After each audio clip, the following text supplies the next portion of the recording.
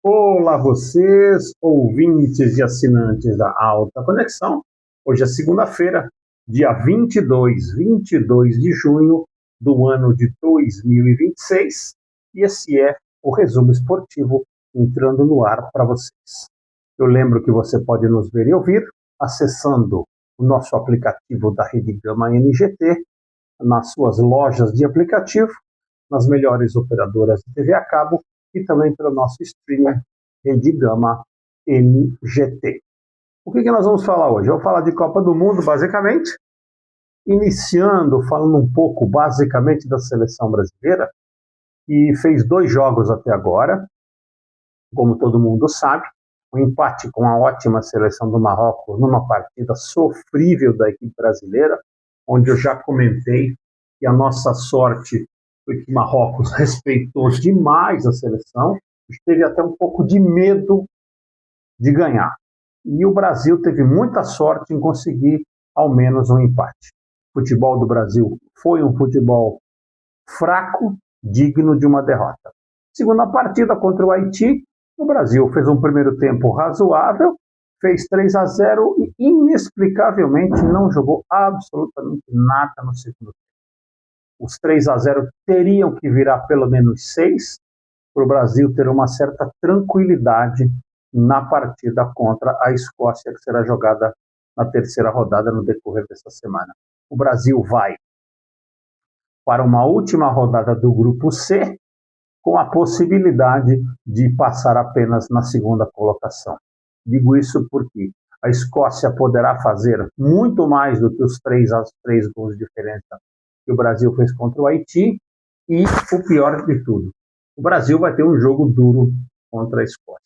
O jogo contra a Escócia será mais duro pelo atual momento da seleção brasileira do que pelo futebol que joga a equipe escocesa.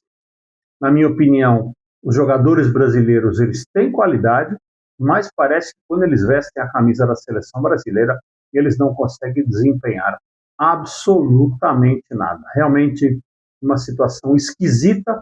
O Ancelotti tem apenas 1 ano de trabalho, mas ele já tinha que ter dado uma cara para essa equipe. A gente não vê uma cara na equipe, uma cara do Ancelotti nessa equipe brasileira. Me parece que ele tinha um modelo de jogo previamente estabelecido e quando chegou na Copa do Mundo ele mudou. E isso está confundindo a cabeça dos jogadores. Outro detalhe, acho que a convocação dele não foi uma convocação equilibrada. Nós estamos indo para uma Copa do Mundo sem laterais direito e com laterais que jogam na esquerda um pouco de dificuldade. Muito complicado esse momento que vive a seleção brasileira. Mas a gente vai torcer e vamos continuar com o nosso resumo esportivo. Condição de chegar a uma final e disputar um título, o Brasil sempre tem. Agora a gente só tem que analisar e dizer para vocês aquilo que a gente está vendo dentro do gramado. Então agora vamos falar um pouquinho da Copa do Mundo, da Copa como um todo, tá? Vamos começar pelo Grupo A, onde o México deu sorte em ser cabeça de chave, pegou uma chave bem simples, acabou fazendo 2 vitórias contra a África do Sul e contra a Coreia e sacramenta a sua posição, inclusive como líder da chave. Lógico que o México não vai muito longe com esse futebol apresentado. No jogo contra a Coreia, só conseguiu a vitória graças a uma falha bizonha do goleiro coreano, que acabou soltando uma bola no meio da área. Não fosse esse lance fortuito, e a partida teria ido para um modorrento 0-0. O México não tem culpa, passa em primeiro, passa com tranquilidade, e na hora do cruzamento nas oitavas de final, a torcida vai fazer uma festa, eles vão tomar muita tequila, mas acabarão passando mais uma fase, se passar. Falando um pouquinho sobre o Grupo B, onde nós temos o Canadá, que aplicou uma goleada sobre o Catar por 6-0, o Canadá ainda não é o classificado, mas batendo por 6-0, já tendo 4 pontos, o Canadá também vai passar para a próxima fase. A única diferença é se vai passar em primeiro ou em segundo. A Suíça também deve se classificar. Nós teremos Canadá e Suíça, ou Suíça e Canadá. Outro grupo que acabou se beneficiando pelo fato do Canadá, como um dos países sede, serem obrigatoriamente cabeças de chave, acabou facilitando muito a vida dessas seleções. Então, quem cruzar um grupo A ou um grupo B, na minha opinião, terá uma vida relativamente fácil no caminho das eliminatórias. Indo para o grupo C, que é onde tem o Brasil, a gente já falou qual é a atual situação.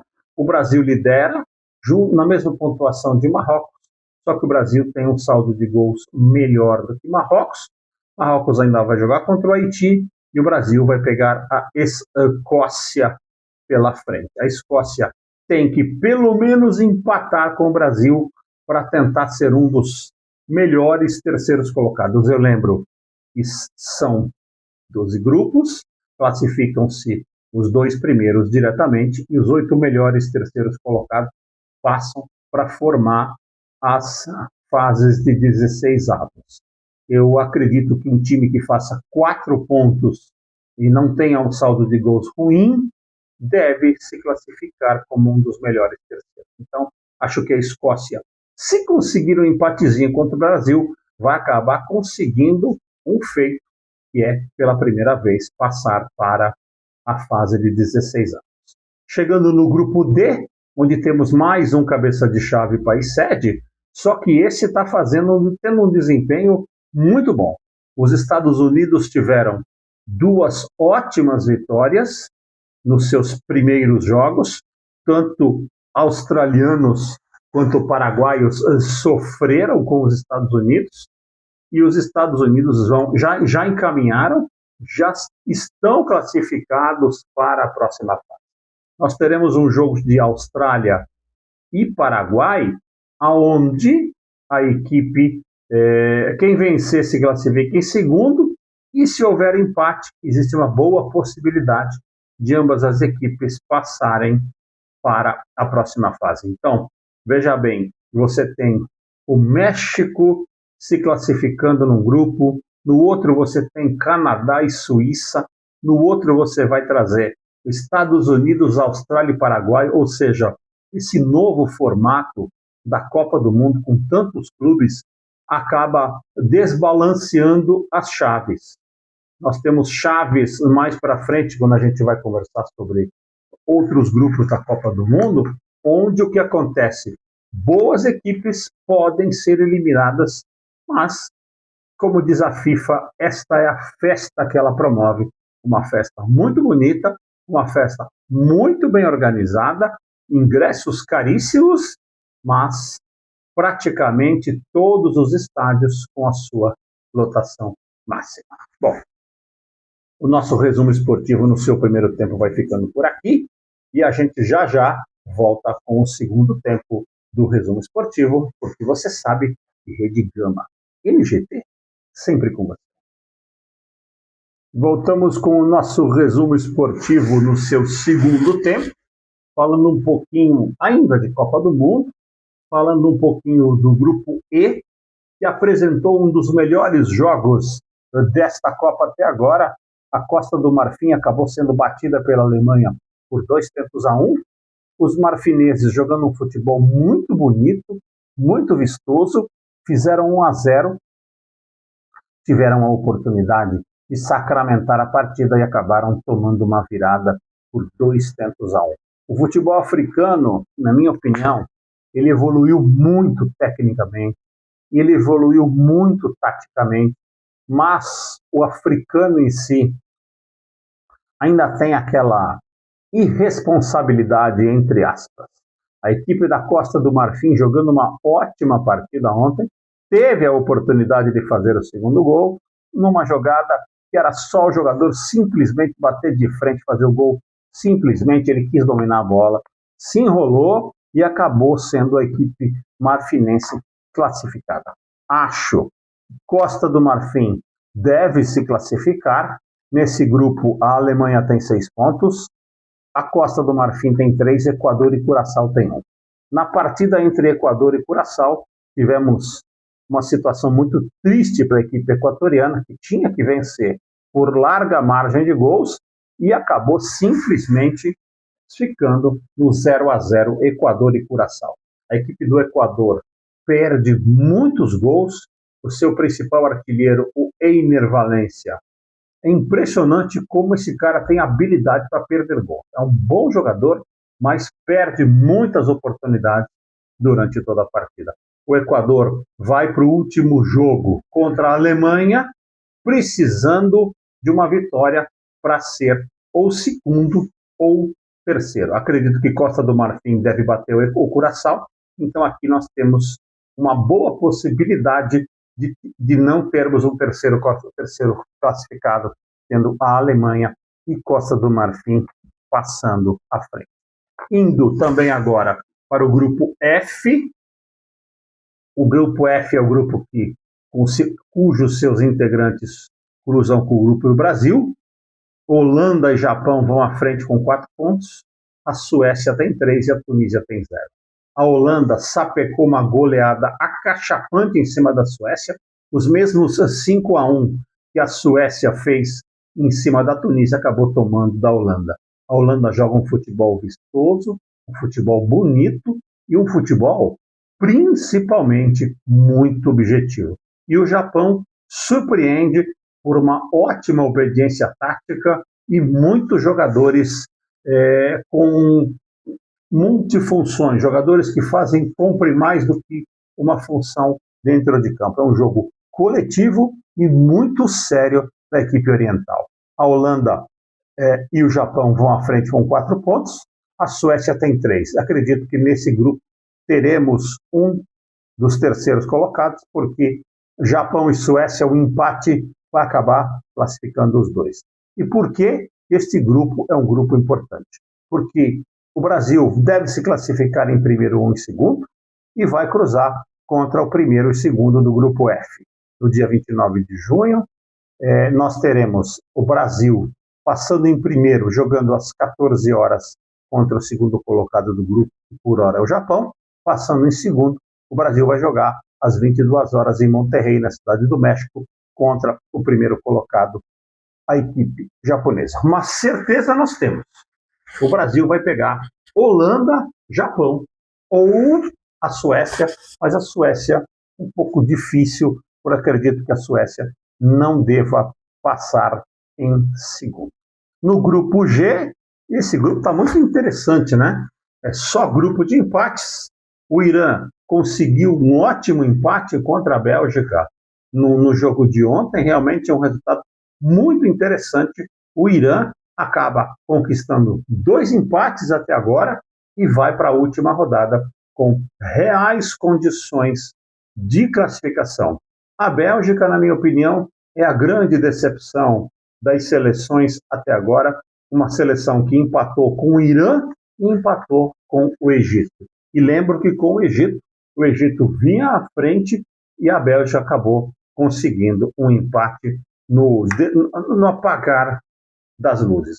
Falando um pouquinho do grupo H, onde nós tivemos a Espanha começando mal num empate contra Cabo Verde, quando o goleiro Vozinha fez tudo que a gente podia imaginar e mais um pouco. Ontem a Espanha, é tanto dia que a gente se confunde, né? Ontem, no domingo, a Espanha acabou batendo a equipe da Arábia Saudita por 4-0, está classificada praticamente, né?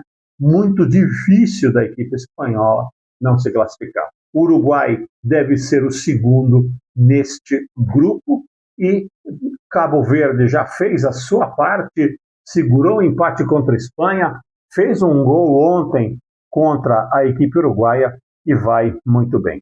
Nos demais grupos, nós temos no grupo I a Noruega e a França com tranquilidade na frente com 3 pontos cada. No grupo J, Argentina e Áustria vão à frente. No grupo K, Colômbia é surpreendentemente a primeira colocada. Portugal tropeçou na República do Congo e a República do Congo, com esse empate conseguido ante Portugal, pode se classificar como uma das melhores terceiras colocadas. E fechando esta matemática da Copa do Mundo, O grupo L, onde Inglaterra e Gana vão à frente. Na minha opinião, Inglaterra e Croácia, jogo realizado no meio da semana passada, foi o melhor jogo da Copa do Mundo. 4 para a Inglaterra, 2 para a Croácia. Esse grupo que tem Inglaterra e Gana com 3 pontos, Panamá e Croácia com 0. Acredito que a Croácia ainda vai se recuperar e pelo menos vai assegurar uma das vagas aos terceiros colocados.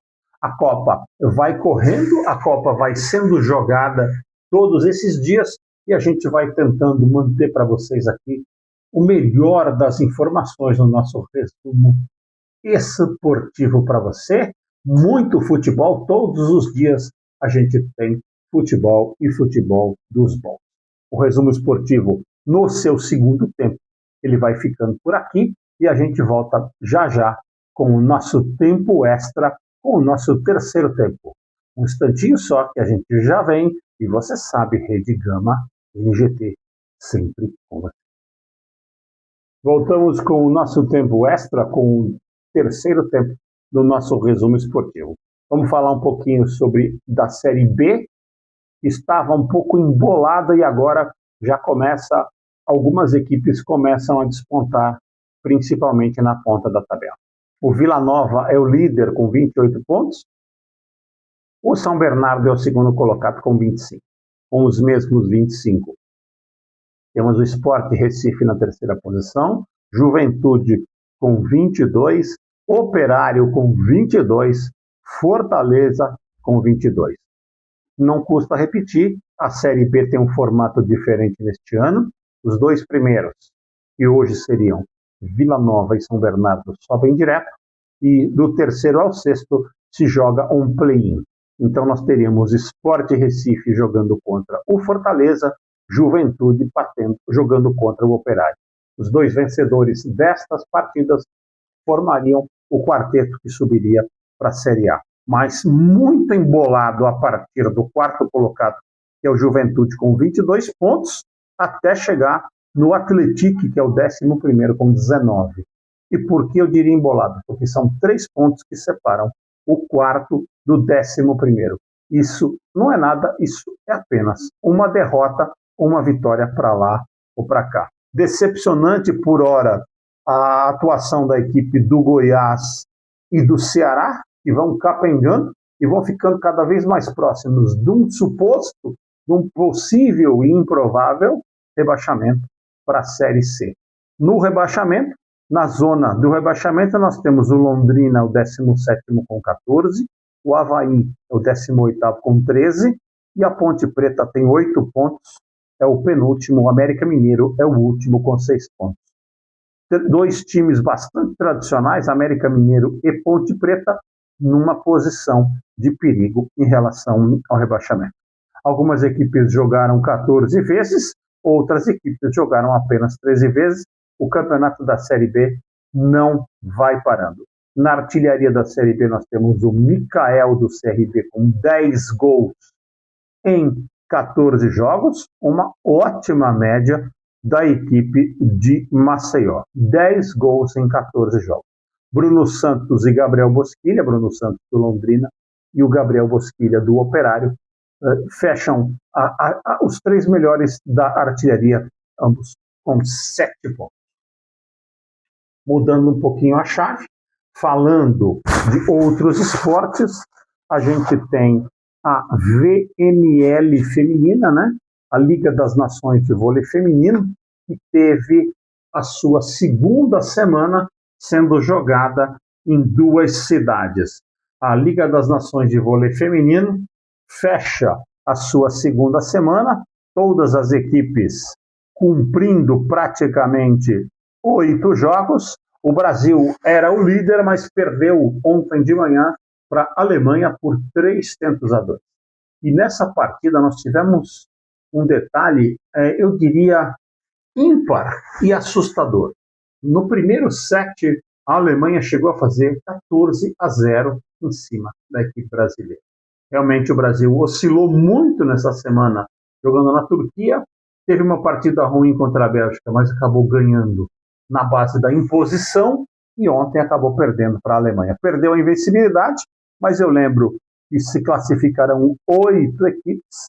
Se a China estiver entre as 8, serão as 8 primeiras. Se a China não estiver entre as 8, classificarão 7 e mais a China. Os Estados Unidos lidera com 7 vitórias e 1 derrota. O Brasil é o segundo com 7 vitórias e 1 derrota, perde no saldo average. A Itália é a terceira, junto com a Polônia. Itália, Polônia, Japão e Turquia. Do terceiro ao sexto, todos têm 6 vitórias e 2 derrotas. O sétimo e surpreendente colocado é o Canadá, com 5 vitórias e 3 derrotas. E a China fecharia aqui o grupo dos 8, com 5 vitórias e 3 derrotas. Teremos daqui a 2 semanas mais uma rodada, 4 jogos. Eu acredito que o Brasil, com uma vitória, já vai se credenciar e se classificar matematicamente para a grande fase final da Liga das Nações, que será jogada na China ainda neste semestre. Seguindo agora para falar um pouquinho do tênis brasileiro, a gente sabe que o João Fonseca está iniciando a sua temporada de grama. Ele jogou o torneio de Halle na Inglaterra, um torneio preparatório para o Wimbledon, onde ele será um cabeça de chave. Ele é o número 24 do mundo.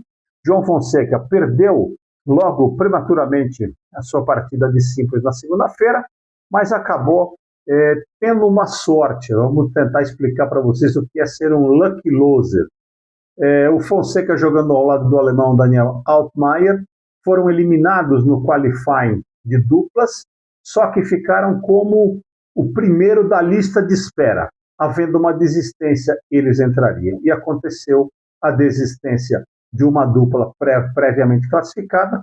Fonseca e Altmaier, lucky losers, foram colocados na chave principal e aí começaram a ganhar e chegaram até a grande final, onde acabaram sendo derrotados. Uma ótima campanha do Fonseca, que não é um especialista em duplas, mas este ano foi campeão de duplas junto com Marcelo Melo no ATP 500 do Rio, e agora ele é vice-campeão de duplas ao lado do Daniel Altmaier. Ele que precisa se adaptar à grama, porque a grama é um piso diferenciado e é onde o jogo dele, na minha opinião, menos flui, onde ele tem mais dificuldade para fazer a bola andar, como a gente gosta de dizer no tênis. O Fonseca tem mais uma semana de preparação para o Wimbledon em outro torneio, e na semana que vem o resumo esportivo, que o está acompanhando, vai levar todas estas emoções para vocês. Afinal de contas, a gente está aqui para fazer tudo isso e para levar para vocês a melhor informação possível. Vamos ficando por aqui no nosso resumo esportivo neste tempo extra, desejando a vocês uma excelente semana, e estaremos aqui com certeza na próxima segunda-feira, e ao que tudo indica, segunda-feira, dia de jogo do Brasil da Copa do Mundo. Será com certeza na segunda-feira, às 14 ou às 22 horas, e você vai estar sabendo de tudo por aqui. Uma excelente semana a todos, e eu lembro, Rede Gama NGT, sempre com você.